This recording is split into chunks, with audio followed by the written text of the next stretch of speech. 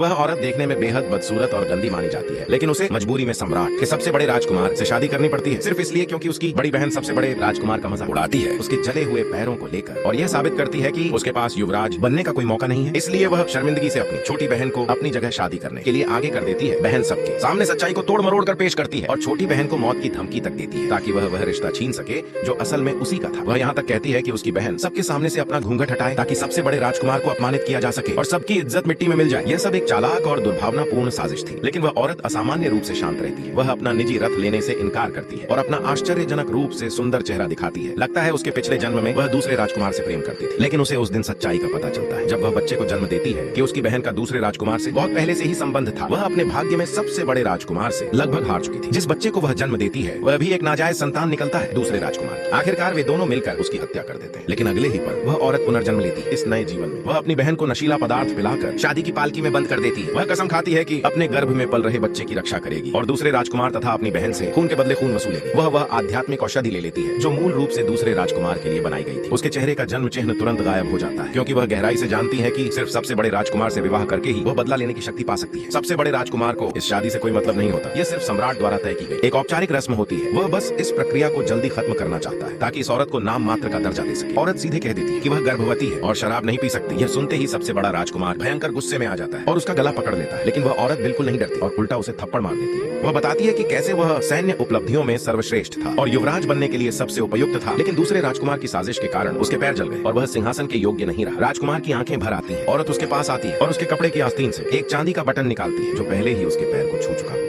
तुरंत उसके पैरों में एक गर्म ऊर्जा प्रवाहित होने लगती है। औरत कहती है कि सिर्फ 3 महीने के उपचार में वह उसके चलने की क्षमता लौटा सकती है, लेकिन शर्त यह है कि उसे उसके साथ गठबंधन करना होगा और दूसरे राजकुमार के खिलाफ खड़ा होना होगा। इसी क्षण सबसे बड़ा राजकुमार एक जानी पहचानी खुशबू महसूस करता है। ये वही खुशबू होती है जिसे वह 1 महीने पहले एक और औरत से जोड़ चुका था। वह अचानक उसे अपने करीब खींच लेता है, लेकिन वह खुशबू तुरंत गायब हो जाती है। आखिरकार सबसे बड़ा राजकुमार इस गठबंधन के लिए राजी हो जाता है और वादा करता है कि उसके गर्भ में पल रहे बच्चे को आधिकारिक दर्जा देगा।